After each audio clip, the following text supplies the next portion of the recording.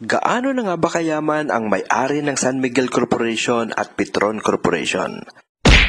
Siya si Ramon ang pang-apat sa pinakamayamang Pilipino ngayong 2023 ayon sa Forbes magazine. Ilan sa mga negosyong kanyang pag-aari ay ang San Miguel Brewery, San Miguel Pure Foods, Ginebra San Miguel, Petron Corporation, San Miguel Yamamura, San Miguel Properties, SMC Global Power, SMC Infrastructure, Arken Technologies, Bank of Commerce, at marami pang iba.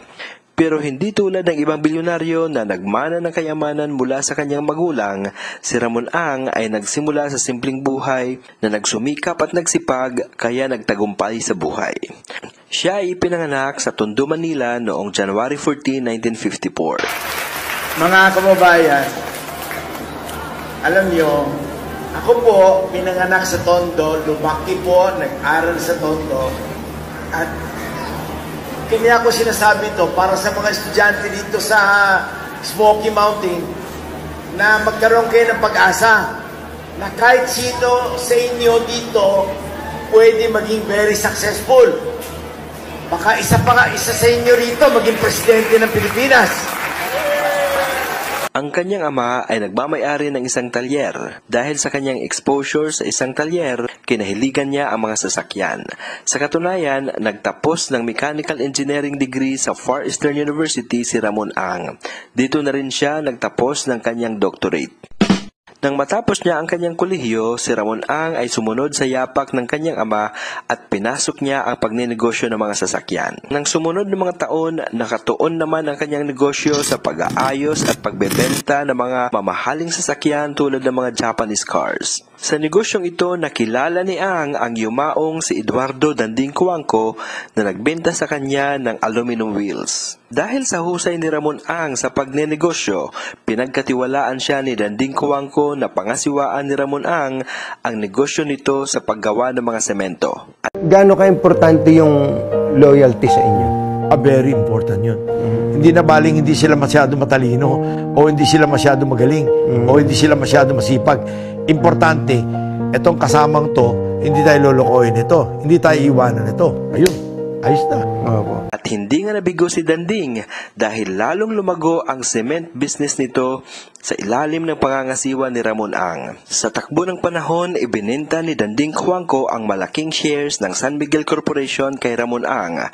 Sa ngayon, ang net worth ni Ramon Ang ay umaabot sa $3.4 billion o katumbas ng 190 billion pesos. Sa kabila ng kanyang tagumpay, hindi nakalimutan ni Ramon Ang simpleng buhay na kanyang pinagmulan.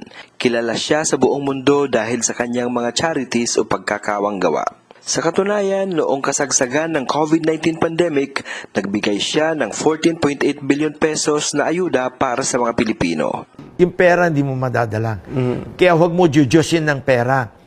Yung pera is meant to be shared, is meant to be used to help our country, our people.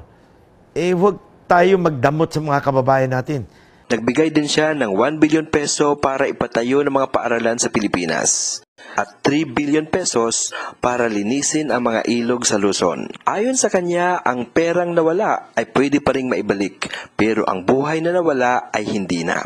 Sa kabila ng kanyang nakakalulang kayamanan, simpleng buhay pa rin ang kanyang itinuturo para sa kanyang mga empleyado at maging sa kanyang sariling mga anak.